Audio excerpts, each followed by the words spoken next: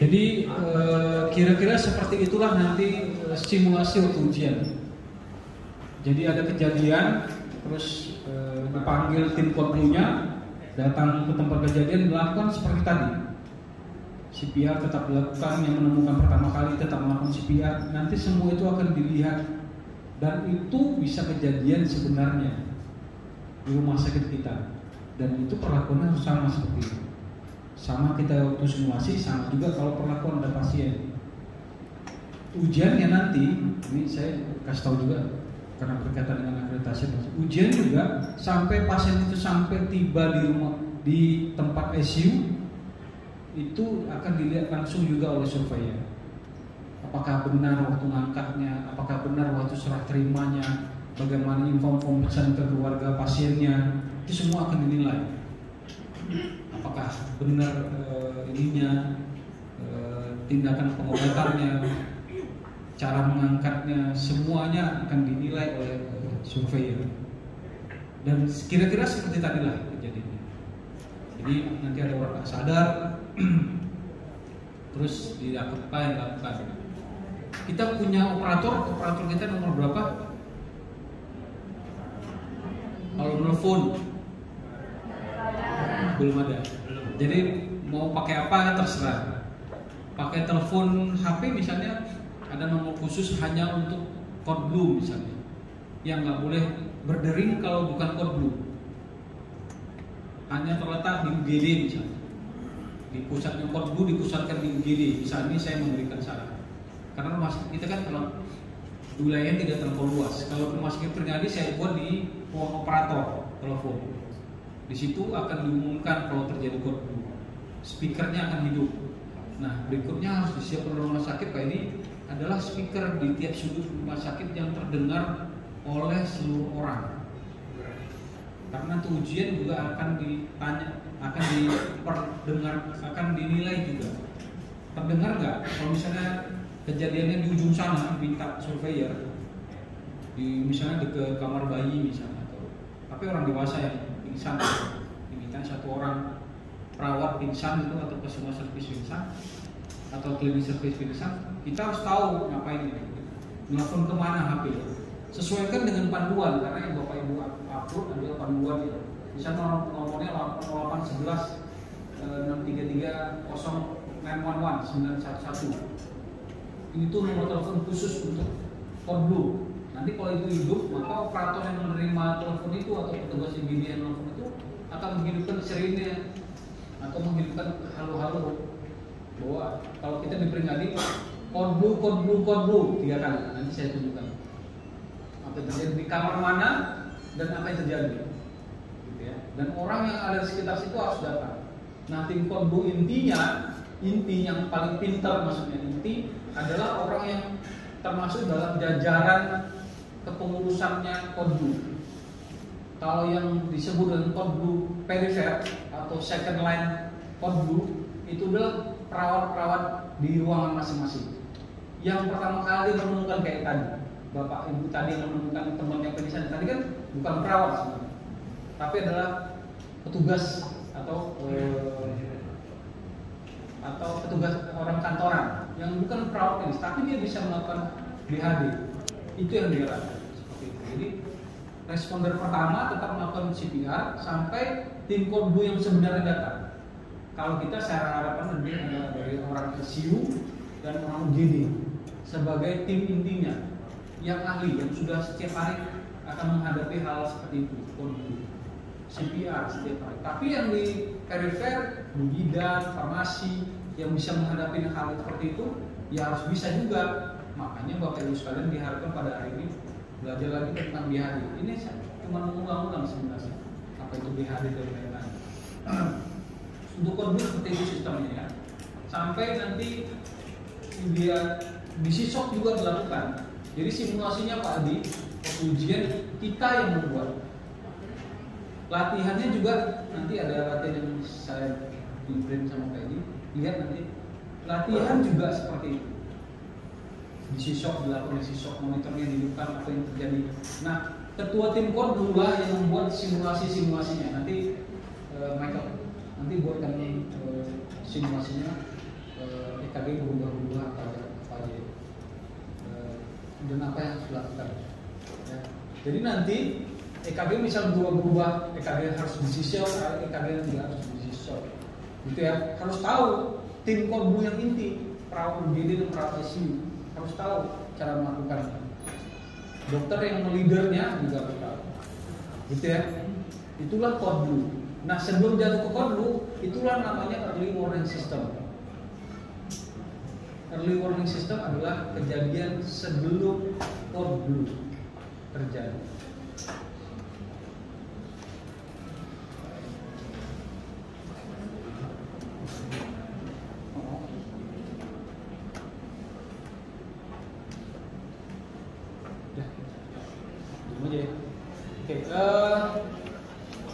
Ini ICA, ada OCA, ada ICA, bukan OCA, OCA lain lagi, OCA dan ICA. ICA itu intra hospital cardiac arrest, henti jantung di dalam rumah sakit. Kalau OCA itu out hospital, kejadian henti jantung di luar rumah sakit. Kita nggak ngerjain itu, kecuali tim Ablumanan nanti bakal punya ambulan yang punya kemampuan untuk mendetek atau menjemput pasien ke rumah masing-masing di sekitar wilayah rumah sakit Ablumanan, bisa mengangkut pasien-pasien dengan henti jantung. Misalnya dari puskesmas sana, kami ada pasien henti jantung di sini, jemput ke sana. Itu OCA. Ini ICA. Lambangnya ini didapat dari lambang AHA. AHA itu Asosiasi Amerika Heart Association, ataupun dari guideline-nya resusitasi dunia, bukan saya yang buat. Dunia bukan Indonesia juga. Seluruh dunia sama lambangnya. Mau di Zimbabwe, di ujung sana Afrika sama lambang. Mau di Eropa, di Belanda sama lambang. Surveillance prevention artinya deteksi pertama. Inilah simbol untuk EWS, early warning system. Sebelum terjadinya ini henti jantung, setelah didetek atau warning system, baru direkognosisi dan diaktifasi emergency response systemnya. Emergency response system bisa disebut dengan CORDU system ataupun emergency response system. Kalau di rumah sakit Sarjito karena besar, sebelum terjadi CORDU mereka sudah di emergency response system. Ada tim ada tim pendahulu sebelum terjadi CORDU. Misalnya pasien-pasien gawat sebelum pindah ke ICU, mereka dulu yang datang. Tim yang respon sistem, emergency system. Kita nggak usah sampai seperti itu. Kita biasanya kalau pasien gimana kok biasanya? Ada pasien gawat di ruangan, panggil dokter jaga kan? Nah itu yang disebut dengan emergency response systemnya mereka. Nah kalau dulu EWS itu nggak dinilai.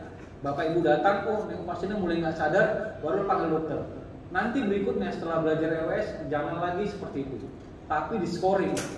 EWS itu nggak banyak-banyak, Bu. Apa yang bapak ibu lakukan setiap hari pada saat ibu amprahan, itulah yang di scoring. Kalau dulu nggak di scoring, sekarang harus di scoring, dicatat dan di scoring, baru dibuat alurnya kemana arahnya, gitu ya. Nanti kita latihan bagaimana cara mengisinya, ya. Kemudian menurut ini baru dia high quality CPR BHD, baru kemudian setelah bagus baru dibawa ke ICU.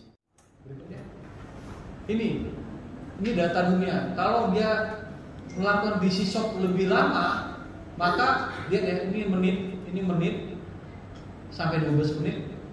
Survivalnya kalau di menit 10 dilakukan DC shock, artinya tim CORDU-nya datang ke menit kedua 10, maka angka hidupnya berikutnya cuma tinggal 2%. Lebih cepat lagi kalau itu datang CPR lebih cepat 4 menit, tapi di shock-nya di angka 8 menit, survivalnya cuma paling maksimal 8%. CPR lebih cepat di 3 menit, 2 menit, di shock di angka 5 menit, lihat survivalnya naik 20%. Dia ritmenya balik lagi. Tapi kalau di sini CPR kemudian diberlesi lebih cepat lagi, maka 30% survival lagi, angka survival. Jadi makin cepat kita datang dengan batas waktu 5 menit, kayak tadi kan 5 menit kan ada jamnya tadi, jalan. Maka di guideline Indonesia diminta oleh Starkes atau diminta oleh Kementerian Kesehatan 5 menit maksimal. Tim Kodbu harus sampai di tempat kejadian. Bukan orang yang pertama kali menemukan ya. Dulu yang benar-benar datang ke tempat itu harus 5 menit. Tim yang beneran datang dipimpin oleh seorang dokter sebagai leader yang megang A, B, airway breathing 1 orang, yang megang sirkulasi, yang pasang infus dan masukin obat 1 orang. Kemudian ada sirkulasi 1 orang lagi dan yang mencatat 1 lagi. Jadi ada berapa orang? 5. Dikatakan lengkap tim Kodbu itu kalau 5-5-nya sudah hadir. 5-5-nya sudah hadir. Dok, kalau kita nggak ada troli yang bisa bawa pakai tas, kami diperingati pakai tas kok. Karena kita nggak banyak dulu waktu awal-awal punya troli. Hanya beberapa tempat punya troli. Kamar operasi punya troli sendiri, troli emergensi. UGD punya troli emergensi sendiri. ICU punya troli emergensi sendiri. Ruang VIP kami punya troli emergensi sendiri. Ruang yang lain kami pakai tas emergensi warna merah yang ada lambang Red Cross-nya, ada lambang pala merahnya. Itu yang kami pakai. Nggak mesti kayak tadi kan pakai tas kan mereka kan. Dibawa oksigennya pakai tas, monitornya dibawa, disisoknya dibawa. Jadi nggak mesti troli. Sarjito yang butuh besar saja begitu. Ada Mali juga itu ya kayaknya, pakai tas. Pakai tas jadi nggak ada masalah. Jadi tasnya apakah perlu banyak? Nggak perlu. Kalau kayak Abdul Manan ini kan nggak luas kan? Berapa kilo? Pernah ada yang keliling ini? 1 kilo radiusnya, nggak lebar. Kalau ada Malik, wah bisa lari-lari. Makanya mereka pakai mapping biasanya. Dan tim Kodbunya ada di senternya di mana? Di UGD enggak ya? Bukan di UGD. Ada kantornya mereka. Sama kayak tadi Sarjito, ada kantornya. Kalau kita saya sarankan di UGD saja. Terus jadi bantuan hidup dasar pertama sekali itu DRS. Kalau dulu ABC. Sekarang DRS ABC. Dokter Andes ABC. Itu ingat ya. Singkatannya dulu ABCDE, sekarang DRS ABCD. DRS itu artinya danger. Pastikan alam lingkungan aman dulu. Artinya lingkungan aman, artinya jangan ditolong kalau misalnya tempatnya lagi kebakaran, atau di tempat yang terjadi gempa bumi, atau di tempat yang keruntuhan, atau lagi di kamar mandi dia pingsan, jangan di kamar mandi kamu tolong, digeser dulu ke tempat yang aman dan lingkungan aman, dan kenali kegawatan dan panggil kegawatan. Artinya pastikan dia responnya apa, tidak sadarkah atau sadar. Bagaimana caranya? Tepuk-tepuk bahunya. Nanti kita ajar, kita ulang lagi. Tepuk bahunya, nggak boleh tampar, nggak boleh. Ada nanti merah di pipinya waktu dia sadar, nanti dia nyanyi merah di pipi gitu nanti. Lagu lama, nampaknya generasi lama ya. Kemudian aktifkan Kodbu sistem rumah sakit. Itu tadi saya bilang, telepon kemana? Jangan ditinggalin, 1 orang harus ada tepat. Jadi waktu bilang nggak ada respon, dia minta tolong kayak tadi bapak tadi. Tolong aktifkan Kodbu. Yang pergi itu yang menaktifkan, dan dia balik lagi, bukan siap telepon tinggal di situ atau foto-foto. Ya ada yang orang ini kan biasanya sama gitu kan, selfie ada Kodbu dulu, nggak bisa, nggak kita, bukan gitu kalau rumah sakit ya. Bukan Kodbu sistem rumah sakit, kemana telepon, baru lakukan CPR kayak tadi mereka lakukan CPR ke boneka tadi ya, langsung bonekanya orangnya jadi berubah boneka kan, CPR dan langsung breathing mouth to mouth. Kalau saya sarankan tidak lagi breathing mouth to mouth sekarang. Dengan kondisi pandemi sekarang jangan lakukan mouth to mouth ya, nggak boleh. Kecuali keluarga sendiri. Kecuali keluarga sendiri boleh lakukan. Misalnya di rumah kejadiannya, karena kita sudah tahu BHD, CPR langsung mouth to mouth. CPR langsung mouth to mouth. Apalagi kalau keluarga dekat. Berikutnya, ini dia jadi dada, terus nggak sadar, maka dipastikan dia tidak sadar. Caranya bagaimana? Tepuk-tepuk bahu, panggil namanya. Kalau tadi Pak apa tadi namanya? Pak Arif, adiknya. Saya ingat. Pak Arif, panggil namanya dan tepuk bahunya. Tidak ada tampar. Tidak boleh lagi cubit-cubit dada. Tidak boleh tekan-tekan dada. Tidak boleh lagi ya. Tidak ada boleh lagi. Tidak boleh. Kalau dulu kan biasanya cubit-cubit beratil banget ya. Cubit-cubit ini. Dada nggak boleh lagi. Tepuk bahunya. Memastikan apa dia sadar apa enggak. Baru S-nya sistemnya dihidupkan. Baru airway breathing-nya dilakukan. Jadi DRS ABC. Termasuk ICU dan UGD nggak boleh ya. Jangan lakukan lagi. Hanya boleh nelbet. Tekan kukunya. Kalau nggak sadar dia tidak respon. Narik tangannya, nggak buka mata berarti nggak sadar. Terus baru dia memanggil orang minta bantuan. Nanti juga begitu ya, minta bantuan. Jadi nanti berikutnya ada 7 orang pemeran, 8 orang pemeran. 8 orang pemeran siapa satu lagi? Yang operator, yang menerima telepon. Yang hanya menerima telepon dan mengumumkan, tugasnya hanya itu. Dia minta tolong nih, tolong Bu, hidupkan Pak Arif tidak sadar, hidupkan hidupkan code blue. Berikutnya, sewaktu dia menelpon code blue, ini yang di tempat memeriksa nadinya ada atau tidak. Periksa nadi. Bagaimana cara periksa nadi? Ini pegang leher tengahnya dulu semua, tangan kanannya.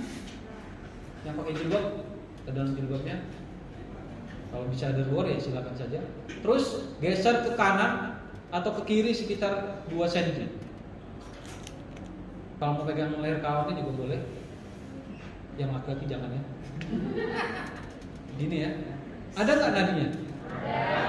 Ada yang nggak punya? Kalau nggak punya vampir. Tapi kok vampir keluarnya siang-siang ya? Kalau nggak ada langsung lakukan CPR. Berarti dia henti jantung. Ini ibu ini nanya henti jantung. Ya henti jantung. Langsung dia umumkan terus. Jadi pas kayak tadi saya bilang danger area itu nggak boleh di sini ditolong. Ya, kebakaran tolong sini. Kayak film-film Korea itu loh. Ya kan, drakor-drakor itu kan, hebat dia nolong di tempat gempa, padahal nggak boleh. Itu menyalahin aturan, nggak boleh. Ada kan film drakor gitu kan? Ada, pasti nonton deh. Yang ibu-ibu pasti nonton film drakor kedokteran pasti, hebat banget. Sampai dia ketimpa pohon bangunan pun ditolong, nggak boleh. No, itu salah. Nggak, itu nggak benar. Sekarang ini 7 orang dikirim dari Perdatin pusat kami ke Turki untuk di sana selama 2 minggu sebagai tim medis. Gempa Turki yang 15 ribuan orang meninggal. Lagi berangkat lagi di sana. Mercy juga kirim, saya juga di Mercy udah diminta. Dokter Adi 2 minggu lagi bisa berangkat. Saya bilang pikir dulu. Ke Turki 2 minggu di sana. Saya soalnya Aceh sudah, Padang sudah. Masa Turki berangkat dulu. Saya Jogja Mania saja nggak dulu. Waktu gempa Pariaman Padang dulu ikut tsunami-nya Aceh 3 bulan di sana. Lama banget. Nggak boleh, kita nggak boleh tolong di tempat yang berbahaya. Udah D. R-nya apa responnya tadi? Sistemnya S. Terus baru ini cek respon R-nya. Pak Bu, kalau dia bapak, ibu panggilnya itu. Kalau dia nenek panggil nenek atau kakek. Atau bahasa Karo, bahasa Bulang, atau Minang, atau Amang. Silakan panggil dengan bahasa daerah kita sempat. Panggil namanya kalau tahu. Suara dan sentuh nyeri. Nyerinya hanya boleh di nalbet. Coba tekan kukunya dari mana. Sakit nggak? Nah itu yang boleh. Tidak boleh ada lagi di sini, di dada, cubit-cubit nggak boleh. Karena kalau berbekas di waktu bangun bisa kita dituntut. Tidak boleh. Kalau kuku tidak terlalu terlihat. Kecuali karena biru. Nanti semangat. Terus kemudian baru aktifkan kordu. Kalau di Sarjito 666. Kalau diperingati 0000 4 kali. Kalau di kita silakan. Kalau nggak punya pakai nomor HP juga. Dok, berarti pakai HP saya dong. Nggak ada pulsa.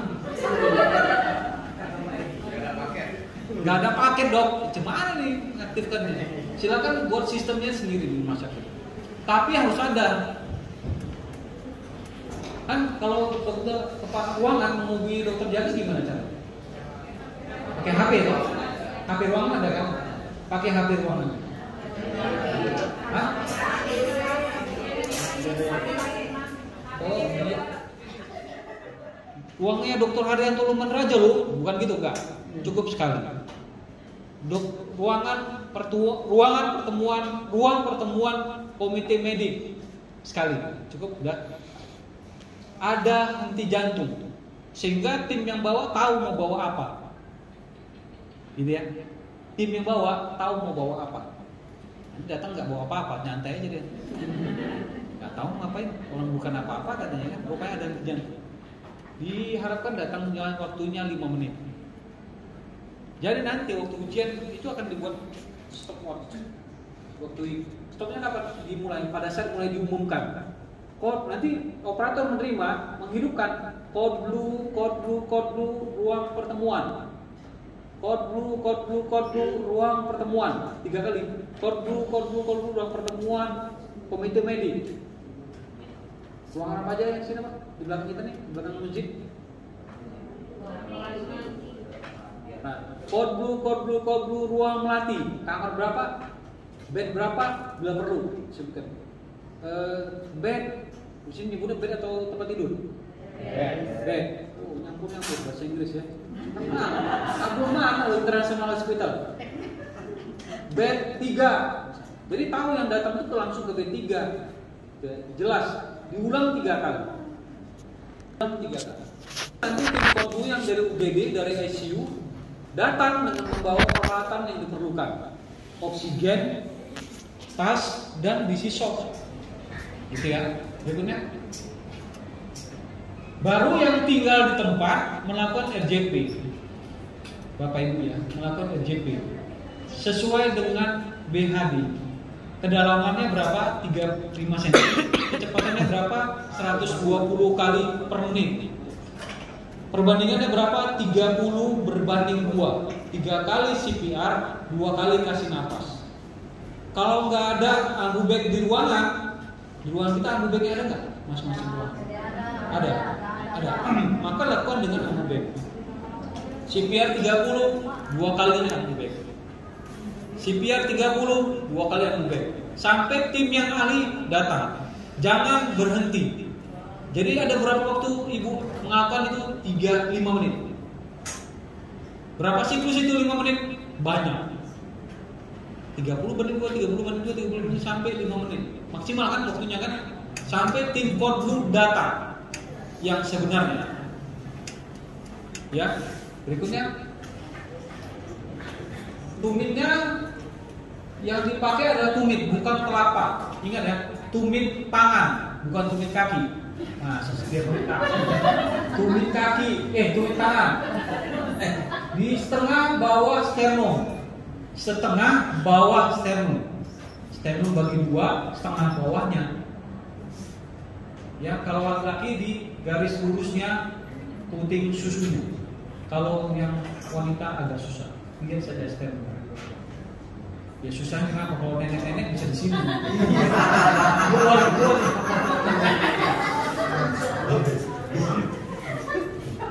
Jadi tengah sternum di bagian bawahnya, setengah. Tangan tegak lurus begini, dan yang naik turun ini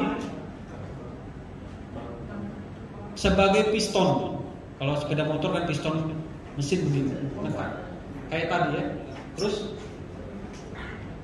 dan berhentikan napas bantu dengan ambubek. Kalau ini kan ada phantom, maniket pakai mouth to mouth. Jadi nanti saya minta pakai ambubeknya harus ada Pak ya. Disiapkan ambubek untuk simulasi kita nanti. Terus berikutnya RJP bergantian tiap 2 menit. Ini kan CPR capek nih. Tiap 2 menit baru ganti. Tiap 2 menit berganti. Berarti 2 kali ganti. Karena 5 menit kan waktunya korban timnya datang kan. Tim yang pertama ini itu 2 menit tiap ganti. Jadi 2 menit nggak boleh berhenti. 30 banding 2, 30 banding 2, capek gantian. Berikutnya, nah ini kecepatannya 100 sampai 120, tekannya 5 sampai 6 cm dan nggak boleh interupsi. Kalau ada idle 10, tiap 2 menit ganti. Kalau pada anak yang umur sampai 12 tahun bisa pakai tangan satu. Kalau dia bayi pakai thumb. Gini. Yang jadi dasar kerasnya tangan kita. Begini. Atau begini. Ya. Gini. Kalau anak-anak bayi. Ya. Kalau anak bayi mood-moodnya nggak mood-mood, tapi mood. Hidungnya juga ditutup oleh mulut kita karena kecil. Kalau orang dewasa atau anak besar baru pakai mood. Terus ini teknik dua tangan atau anak-anak pakai teknik satu tangan. Tapi tumit ya, tumit tangan, bukan telapak tangan. Berikutnya. Baru buka B-nya, breathing-nya dibuka. Setelah kompresi di half tail chin lift supaya dia bernafas, bebaskan jalan nafasnya dengan half tail chin lift dan ataupun jaw thrust. Kalau pasiennya kita curigai ada cedera servikal. Apa tanda-tanda cedera servikal yang kita curigai? Kalau ada jejas di atas klavikula. Jejas di klavikula, tulang selangka ini di atasnya ada jejas saja. Makanya jangan ditampar. Disangka ada jejas. Jaw thrust. Jejas saja ada luka, dia kita sangkakan servikal ini. Sampai dinyatakan bebas tidak ada servikal ini. Berikutnya. Baru kasih nafas dengan memberikan tiupan yang cukup, dengan melihat dada mengembang. Tadi videonya dengan dada pantongnya mengembang. Itu artinya kita sudah cukup memberikan nafas bantu yang baik 2 kali. Dan tarik nafasnya di luar dari pasien. Jadi bukan setelah dihembuskan tarik nafas lagi di depan pasiennya. Oh, terhiruplah udara lagi, gitu ya. Baru nafasnya cepat dan berlebih. Jadi bukan itu tiup, bukan bernafas. Itu tiup lilin ulang tahun, gitu ya. Berikutnya, nah ini atau dengan ini ambubek, dia jarinya 3 jari di rahang, 2 jari bentuk C di maskernya. Ujung segitiganya di hidung, bukan di bawah. Jangan tengok-tengok di film-film itu, kebalik semua. Di film sinetron Indonesia apalagi kan? Ya kan? Benar kan? Itu nggak konsultasi sama perawat di Abluman sih. Itu buat filmnya. Harus saya konsultasi dulu saudara yang kemarin ya. Gini ya, 2 personel, 1 personel itu. Terus 30/2 ya. Nah, sampai tim AE, tim sekunder atau tim code blue datang. Berikutnya. Kalau ada AED, nyalakan AED. AED ini automatic external defibrilasi. Kita punya nggak? Nggak punya ya. Di sisok ada tapi ya di begini. Ada ya? Ada ya? Serius ya? Nanti bawa ya? Atau ICU punya di sisok? Ada ya? Nanti pinjam ya? Untuk simulasi saja. Dan kalau AED ada, AED di mana saja? Biasa di tempat umum. Di terminal ada, di bandara udara ada, di pusat perbelanjaan ada. Biasa itu ada. Kalau di Kuala Namu dia kita turun ke kiri kanan ada. Ke kanan sebelum Koktong. Sebelah kanan itu ada kotak warna biru dekat kamar mandi. AED. Kiri sebelum ke dekat masuk ke pemeriksaan paspor, di situ ada AED kiri. Dipakai, dipecahkan, dipakai diambil, boleh. Kalau terjadi betul. Terus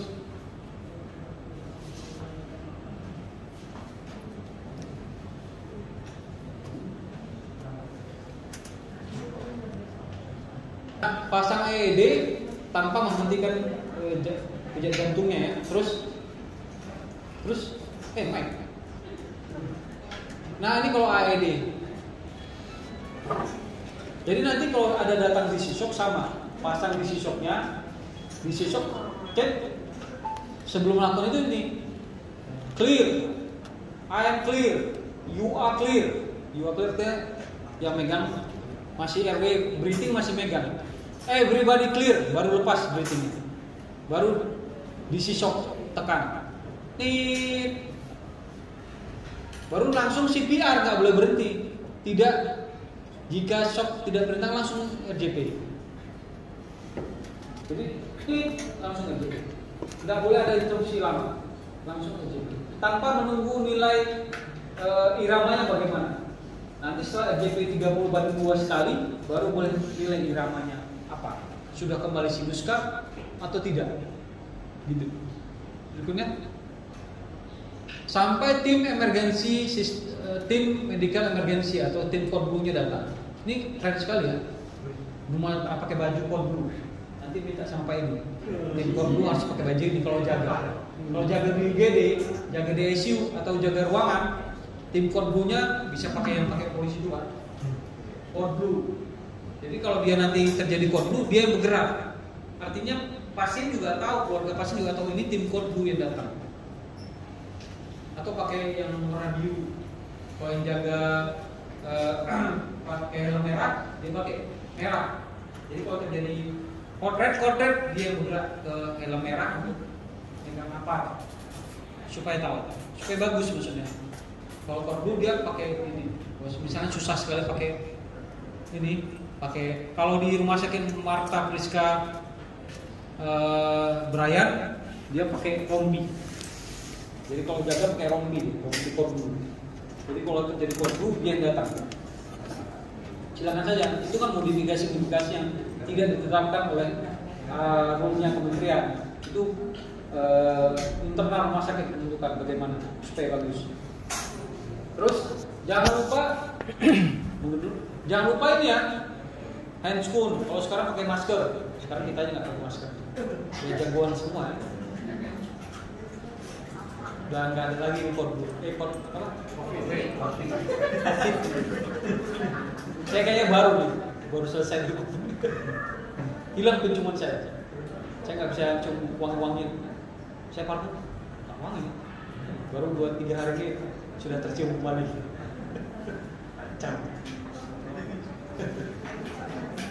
Tapi tidak ada demam. Pulang dari Palembang. Nih, ya, pakai handscoon. Tetap pakai handscoon ya. Kalau tidak pakai masker, pakai handscoon. Ya.